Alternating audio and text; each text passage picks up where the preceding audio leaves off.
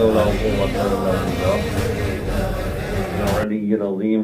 أعوذ بالله من الشيطان اللعين الرجيم. بسم الله الرحمن الرحيم.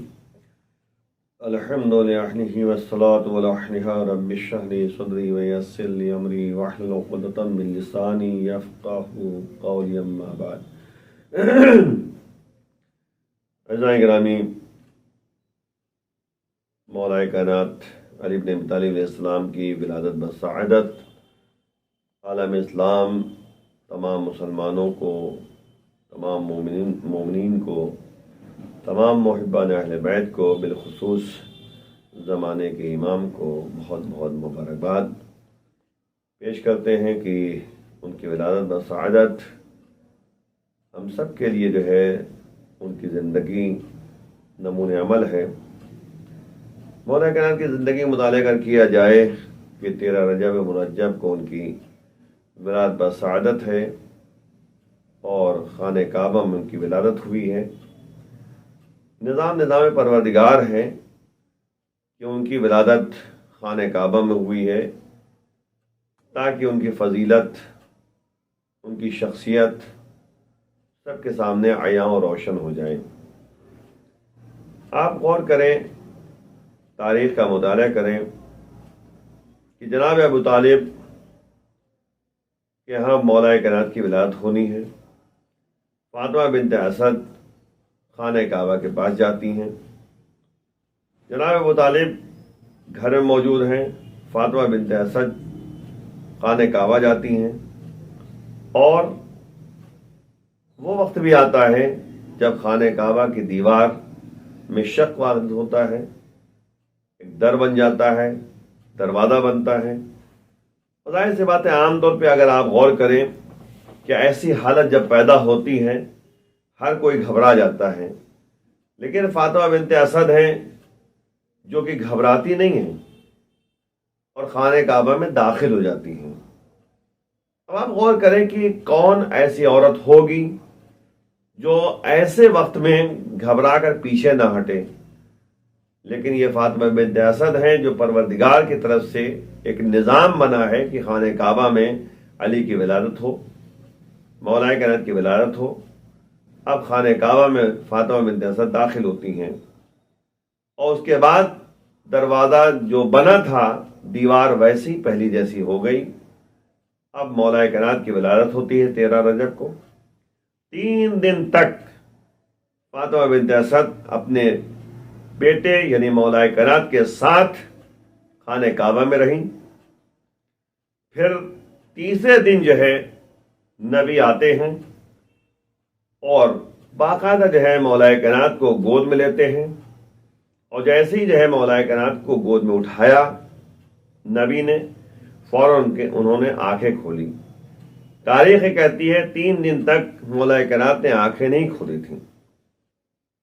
اور وہاں ایک غور کرنے کی بات یہ بھی ہے کہ 3 دن تک فاطمہ بنت اسد اسی خانہ کعبہ میں رہی ہیں، مولا کائنات کی ولادت ہوئی ہے، اور جناب ابو طالب بھی گھر میں موجود ہیں۔ 3 دن تک جو ہے فاطمہ بنت اسد گھر پہ نہیں ہے۔ تو یہ اللہ کا ایک نظام ہے کہ جیسے لگتا یہ ہے کہ جناب ابو طالب کو بھی اس نظام سے واقفیت ہے اور فاطمہ بنت اسد کو بھی جو ہے اس سلسلے میں کچھ نہ کچھ علم ہے۔ اور کیوں نہ ایسا ہو کہ جو مولا کائنات جیسے ہی جو ہے نبی ہاتھ پہ بلند کرتے ہیں، ہاتھ پہ اٹھاتے ہیں، گود میں لیتے ہیں، آنکھیں کھول دیتے ہیں، تو ایک مرتبہ نبی کہتے ہیں یا علی پڑھیے۔ ایک مرتبہ جو ہے مولا کہتے ہیں کیا پڑھوں، توریت پڑھوں، انجیل پڑھوں، زبور پڑھوں، قرآن پڑھوں۔ آپ غور کریں کہ ابھی قرآن نازل نہیں ہوا ہے اس طریقے سے، لیکن مولا کہہ رہے ہیں کہ کون سی کتاب پڑھوں۔ اب اس کے بعد جو ہے مولا کائنات نے انجیل کی بھی تلاوت کی، توریت کی بھی تلاوت کی، زبور کی بھی تلاوت کی، اور قرآن کی بھی تلاوت کی۔ نبی نے سب کے سامنے اس بات کو واضح اور روشن کر دیا۔ سب نے دیکھا کہ علی نے تلاوت آسمانی کتابوں کی تلاوت کی۔ تو ایک مرتبہ نبی فرماتے ہیں یا علی آپ نے توریت کی تلاوت صاحب توریت سے بہتر، انجیل کی تلاوت صاحب انجیل سے بہتر، زبور کی تلاوت صاحب زبور سے بہتر، اور قرآن کی تلاوت جیسے میں کرتا ہوں ویسے آپ نے کی ہے۔ تو آپ دیکھیں نبی نے اس وقت بھی جو ہے بیان کرنا چاہا اور سب کے ساتھ روشن کر دیا کہ علی نفس رسول ہیں۔ جس طرح رسول جو ہے قرآن کی تلاوت کرتے ہیں اسی طریقے سے مولا کائنات نے بھی قرآن کی تلاوت کی ہے۔ آپ دیکھیں کہ مولا کائنات کی یعنی پرورش کا سامان نبی نے فراہم کیا، نبی کے گھر میں جو ہے مولا کائنات کی پرورش ہوئی ہے اور پروان چڑھے ہیں، اور اس کے بعد جو ہے وہ وقت بھی آتا ہے کہ جب مولا کائنات جو ہے اس سن میں پہنچے ہیں کہ اللہ کے رسول نے دعوت ذوالعشیرہ کا اہتمام کیا۔ دعوت ذوالعشیرہ وہ دعوت ہے جو رشتہ داروں کو اور قریب جو افراد ہیں ان کو بلانا تھا اور دعوت کھلانی تھی۔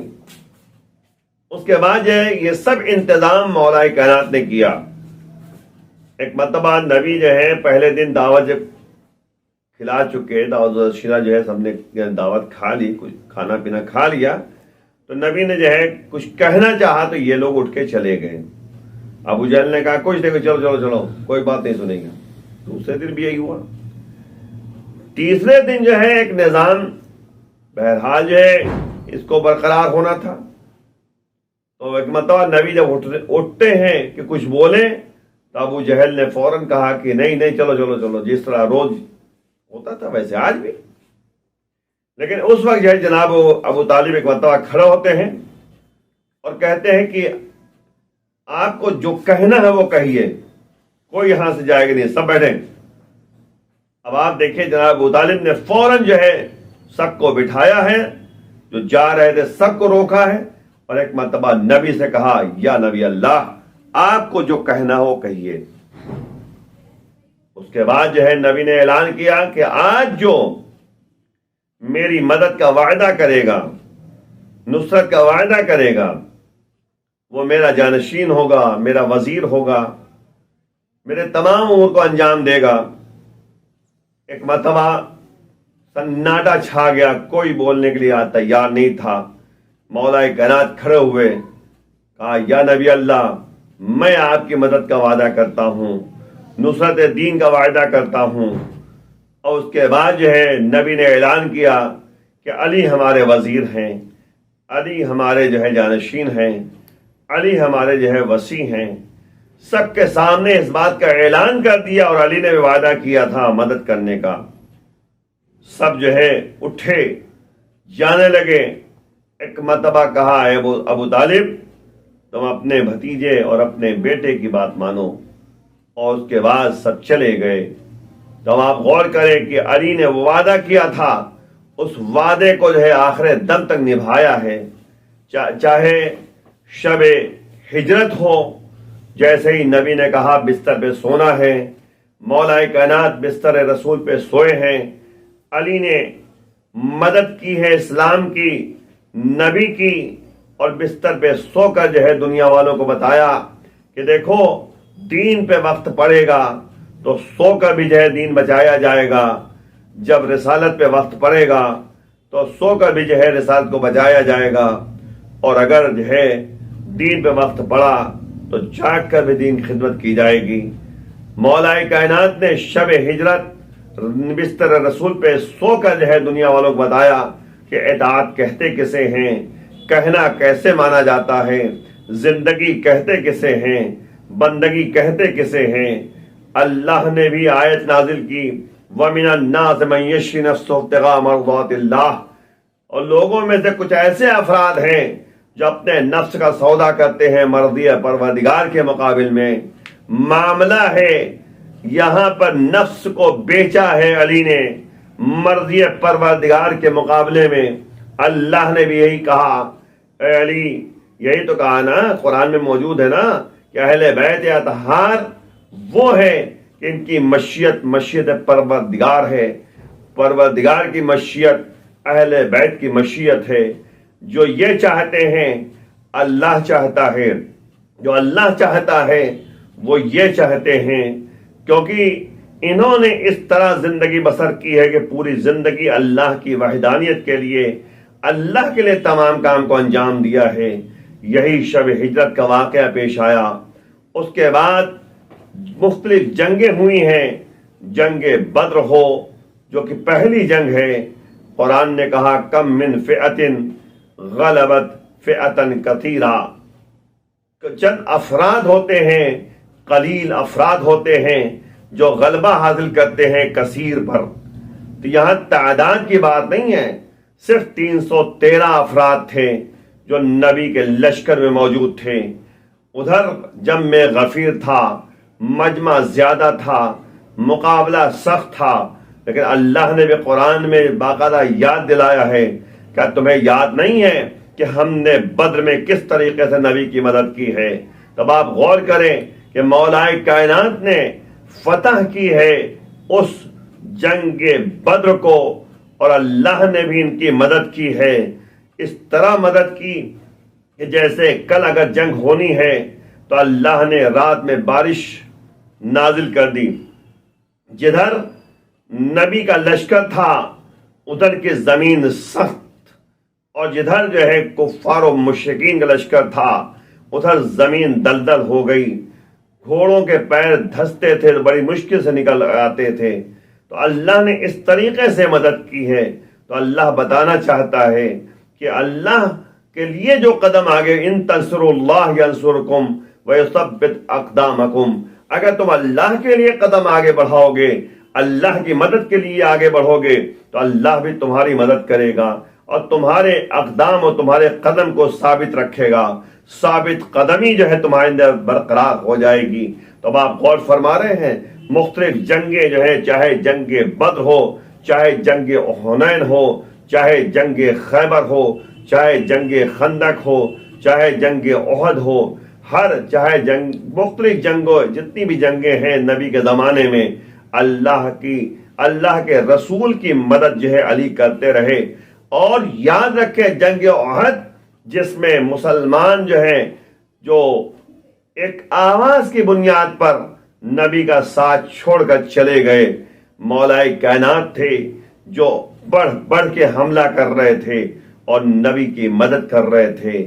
جنگ خیبر ہو تو 39 دن تک مسلمان جاتے رہے لیکن فتح خیبر نہ ہوا۔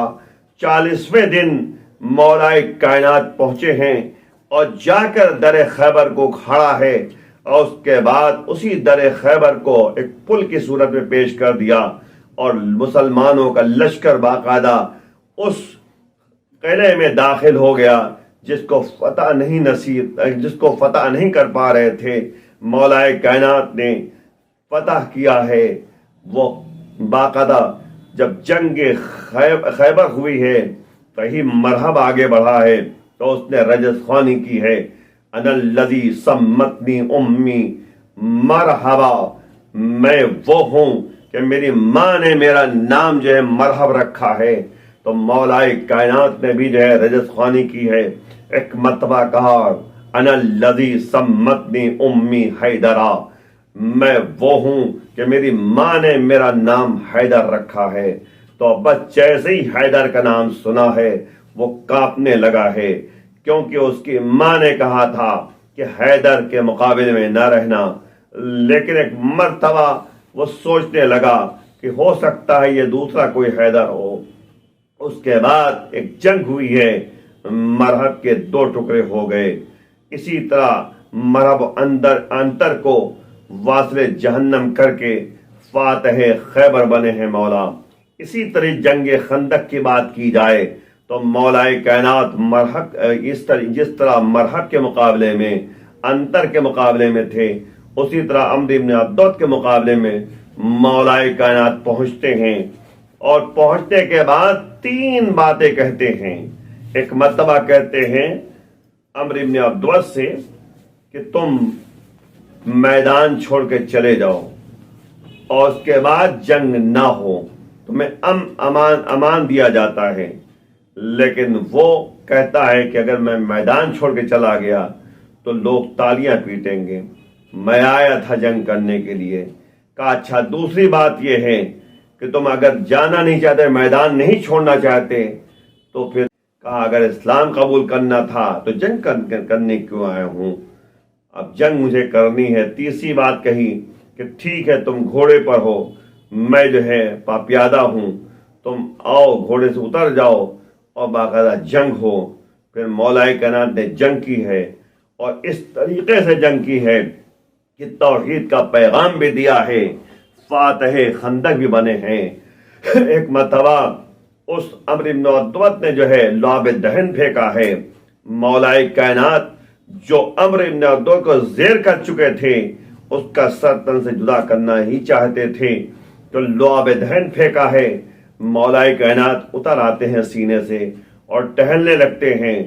پوچھا گیا، کہا کہ یہ جب میں اس کی گردن الگ کرنا چاہ رہا تھا، سر تن سے الگ کرنا چاہ رہا تھا، تو ایک مرتبہ اس نے لعاب دہن پھینکا، میرے اندر نفس شامل ہو رہا تھا، میں نہیں چاہتا تھا کہ اللہ کے کام میں میرا نفس شامل ہو جائے۔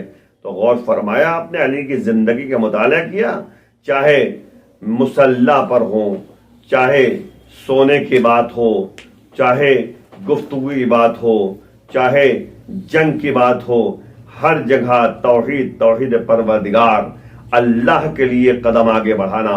اور یہی ہوا کہ جب دوسری مرتبہ اپنی دعوت کا حملہ کر کے اسے واصل جہنم کیا تو نبی نے ایک جملہ کہا، ضربت علی یوم الخندق افضل من عبادت الثقلین، علی کی ایک ضربت خندق کے دن وہ ثقلین کی عبادت پہ بھاری ہے۔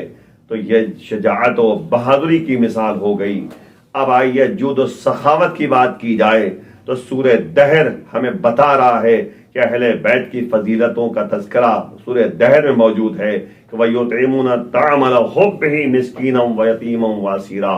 علی وہ ہے، چاہے حالت رکوع کی بات ہو تو حالت رکوع میں انگوٹھی دے دیتے ہیں سائل کو زکوٰۃ میں، اور چاہے افطار کا وقت ہو 3 دن لگاتار سائل آتا رہا، کبھی مسکین بن کر، کبھی یتیم بن کر، کبھی اسیر بن کر۔ ایک مرتبہ قرآن نے بڑھ کے آواز دی، وَيُطْعِمُونَ الطَّعَامَ عَلَىٰ حُبِّهِ مِسْكِينًا وَيَتِيمًا وَأَسِيرًا۔ یہ اہل بیت وہ ہیں جو اللہ کی محبت میں مسکین کو، یتیم کو، اسیر کو کھانا کھلاتے ہیں، اور جب کھلاتے ہیں تو اس طرح نہیں، انما نطعمکم لوجہ اللہ لا نرید منکم جزاء ولا شکورا۔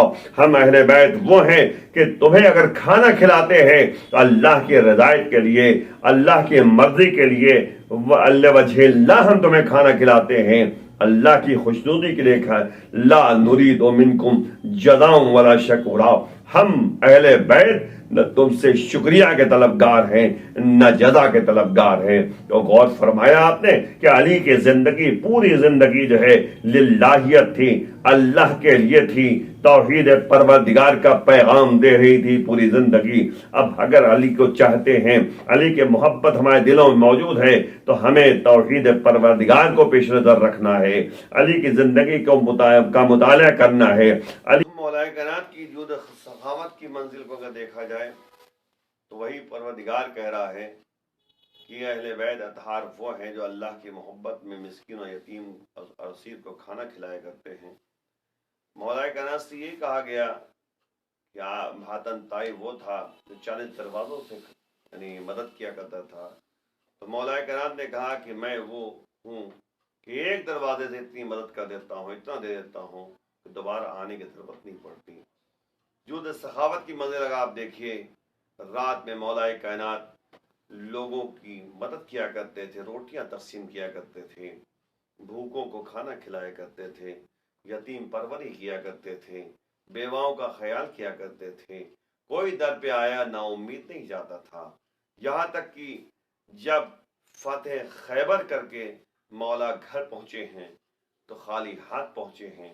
زہرہ مرضیہ نے سوال کیا، یا ابا حسن آپ یہ بتائیے کہ آپ کو مال غنیمت میں کچھ نہ ملا؟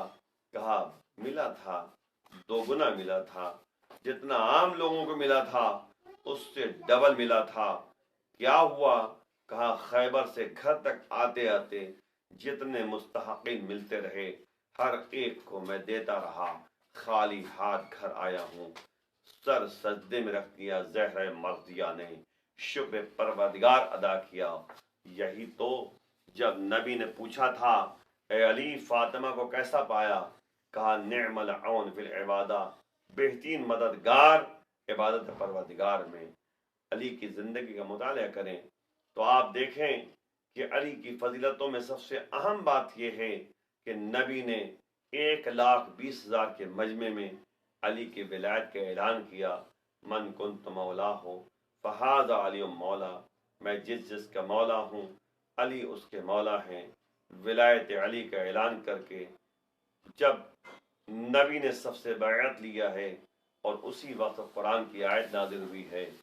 آج وہ دن ہے جس دن دین مکمل ہو گیا اور اسلام اور دین اسلام تکمیل کے درجے پر فائز ہوا، یعنی اب لا الہ الا اللہ محمد رسول اللہ علی ولی اللہ 1,20,000 کے مجمع میں مولائے کائنات کی ولایت کا اعلان کیا ہے۔ یہی حدیث قدسی میں پروردگار فرماتا ہے کہ ولایت علی ابن ابی طالب حصنی فمن دخل حصنی امن من عذابی، ولایت علی ابن ابی طالب میرا قلعہ ہے، جو اس قلعے میں داخل ہو جائے وہ میرے عذاب سے محفوظ رہے گا۔ علی کی ولایت کی اہمیت کا اندازہ لگائیے کہ جو انکار کرنے والا حارث تھا، اللہ کی بارگاہ میں اسے عذاب نصیب ہوا ہے۔ اس نے رسول سے کہا یا رسول اللہ، یہ آپ نے علی کی ولایت کا اعلان کیا ہے تو اللہ کے حکم سے کیا ہے یا اپنی طرف سے؟ کہا میں نے اللہ کے حکم سے کیا ہے۔ تو ایک مرتبہ اس نے کہا یا اللہ اگر یہ تیری طرف سے حکم نازل ہوا ہے تو مجھ پر عذاب نازل کر دے۔ ایک کنکری آئی اور وہ وہیں پر ختم ہو گیا۔ دنیا والوں کو اللہ نے بتایا کہ ولایت علی کی اہمیت کیا ہے۔ جو علی کی ولایت کو قبول نہ کرے وہ دنیا میں ہی عذاب میں مبتلا ہو گیا، آخرت میں بھی عذاب میں مبتلا ہوگا۔ آئیے مل کے بارگاہ معبود میں دعا کرتے ہیں، پروردگار اس مولود کعبہ کا واسطہ دے کر تیری بارگاہ میں دعا کرتے ہیں، پروردگار ہمیں جب اس دنیا سے اٹھا تو ایک ہاتھ میں قرآن اور دوسرے ہاتھ میں نامِ بیت ہو، ہمیں علی کی محبت میں قائم و دائم رکھ، امام کے آوان انصار میں شمار فرما، امام کے ظہور میں تاجر فرما۔ وآخر دعوانا